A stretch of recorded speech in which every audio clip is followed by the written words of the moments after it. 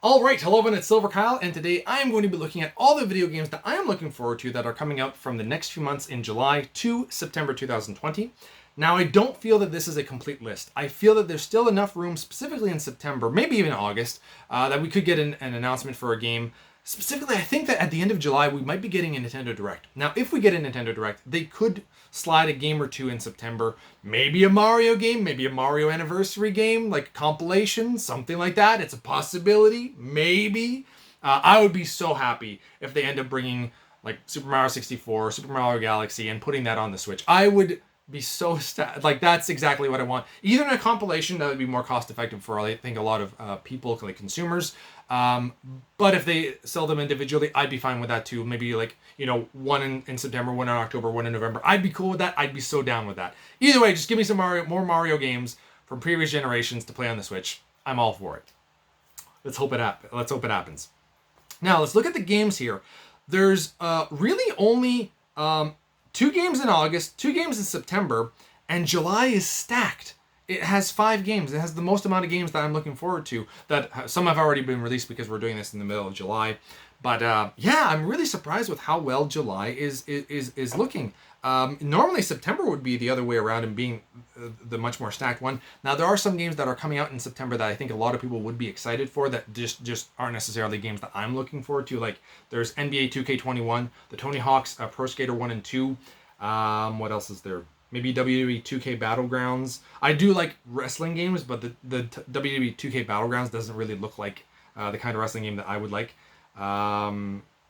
Mafia Definitive Edition. So there's a few games there that I think that a lot of other people could be interested in, but just not myself. So that could be a reason why too that it doesn't look as stacked to me. All right, let's go on with what's coming out in July. So July has Marvel's Iron Man VR, which came out on July 3rd. I think that I've seen a few reviews of it. It seems about in the middle. Not a great game, but not a horrible game either from what I've seen, and I haven't seen a lot of reviews. But it seems this is the kind of game that I want for the VR, especially if it makes it feel like I'm actually flying. I don't think that it actually will because I think it's like an on-rails kind of game. But this is where I want things to go. I really want for them to make a game where you are flying and it feels that you're flying. I don't want on rails. I would love like a Spider-Man game where I can be going like with the move controls that they have, the PlayStation 3 Move. I don't remember what it's called, but using that to kind of grapple around, that would be so awesome and so immersive, potentially a little bit dizzying, and I'm okay with that. But I would love that feeling that I'm actually on the rooftops. Can you imagine how amazing that would feel if they made it like a realistic building that you're actually in New York and you're swinging from wall to wall in New York? That would be insane. That's my dream. And Iron Man, if I can be flying and it feels like I'm flying and I can control where I'm flying, that would also be freaking wicked. So I don't think it's like that, but still heading in the right direction, and I want to give it a try. Next up is Story of Seasons, which came out on the 14th. For some of us on the 10th. I was actually so lucky to get it early. I'm so happy that I got it. I've been enjoying Story of Seasons immensely. Well, it's not as good. Well, there's some things that have improved, but I'm not getting the exact same feeling that I did with Harvest Moon Back to Nature on PlayStation 1 or the Friends of Mineral Town, which was the remake on Game Boy Advance. Those games have a little bit more life to them. Story of Seasons is still great, but not hitting all the same notes. I will do an impressions video. Still very happy that I have the game. I've actually been doing the real life Story of Seasons because the last 5 days, Monday to Friday, I've been going to, after work, I would go over to my dad's place for an hour and a half to 2 hours doing some landscaping in his backyard. So I've been doing the real Harvest Moon. It doesn't really show on the camera, but I do have a little bit more color on me. I almost got like, I don't think you can actually see it, but I did. My back was starting to get really red, and I almost got a sunburn, but I didn't because I put white vinegar on it. Anyway, let's move on. I've been doing the real life Story of Seasons, and then I would come home and play the game. It's been great. Ghost of Tsushima coming out on today, the 17th. Wow. That looks awesome. I had a pre-order for this. But the price didn't go down, and we didn't get any E3 deals that we normally did because E3 didn't happen this year, obviously. But I wish the Amazon or Walmart or wherever would have still done something like that, like they normally do here in Canada, where they basically let you get the game for, instead of $80, you pay like 60 or 50. If you get really lucky, you'll get like the $50 one. So it'd be the extent of like a $40 game in the States instead of paying 60.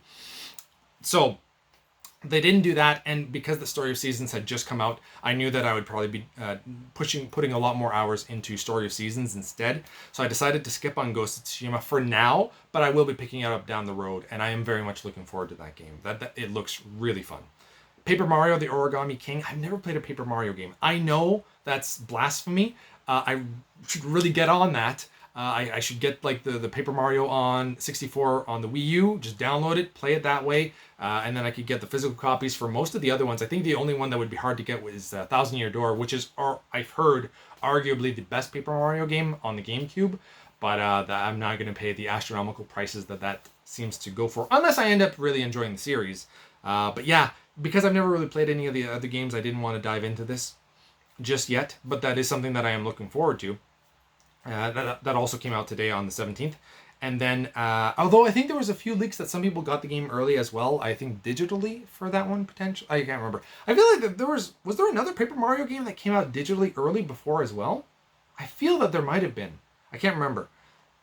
What game would that have been? I think on the Wii U. I think that one came out by accident early as well, something like that. Next up is Fairy Tail at the end of the month, on the 31st. That one really looks awesome. That's coming out for Nintendo Switch and PS4. I should have mentioned what these are all coming out for. Marvel Iron Man VR, obviously PlayStation 4. Story of Seasons was the Switch. Ghost of Tsushima, the PS4. Paper Mario, the Switch. Fairy Tail is PS4 and Switch. Nothing from Xbox this month. Huh. That's interesting. Not overly surprised, but yeah, that's good old Microsoft. Not making any games. They better go guns blazing. They better come up guns blazing when they do their first party reveal. Anyway, that's July. So a lot of big games there. Ghost of Tsushima, I think that's like a major big property that for PS4.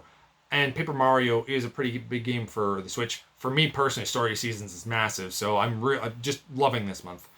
August, we have Microsoft Flight Simulator coming out on the 18th. Which looks, I've played some of them. I don't necessarily know if I would get this one, but there's a possibility when it goes a little bit cheaper down the line. That is something that I could maybe want to get. I used to have a joystick for it back in like late 90s or early 2000s, probably 2001-ish or something, that I enjoyed. It was fun. And it looks like it could be fun again. We also have Kandagawa Jet Girls.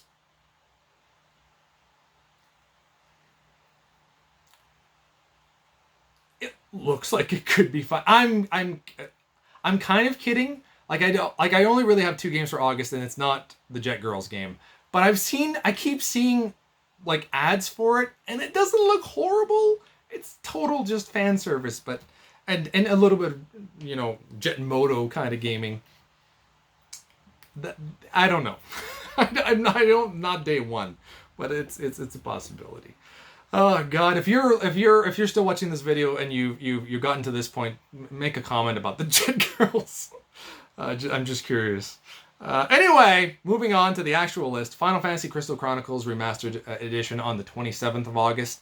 Finally, it looks like we're finally getting that game. Both Marvel's Iron Man VR and Final Fantasy Crystal Chronicles, I think, were supposed to come out at the earlier part of the year, in quarter 1, and then it looked like, okay, we're moving it to quarter 2, and then finally they're like, no, we're putting that in quarter 3. It just kept getting delayed, those 2 games. So it's just nice to see that we're probably going to both be getting them finally. And now, last but not least, we have September. Now, we have 2 games here. One of them that I'm very much looking forward to, probably the biggest other game other than Story of Seasons and Final Fantasy Remake that I'm looking forward to this year. And that is Marvel's Avengers.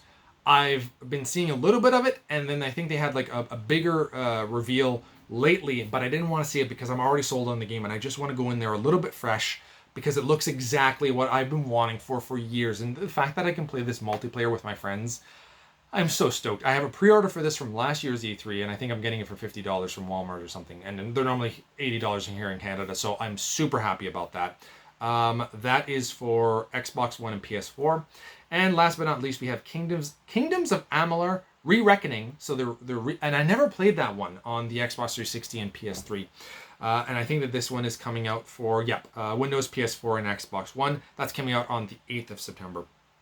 I'll probably pick that game up down the line, not day one, but that is something that I'm definitely looking forward to.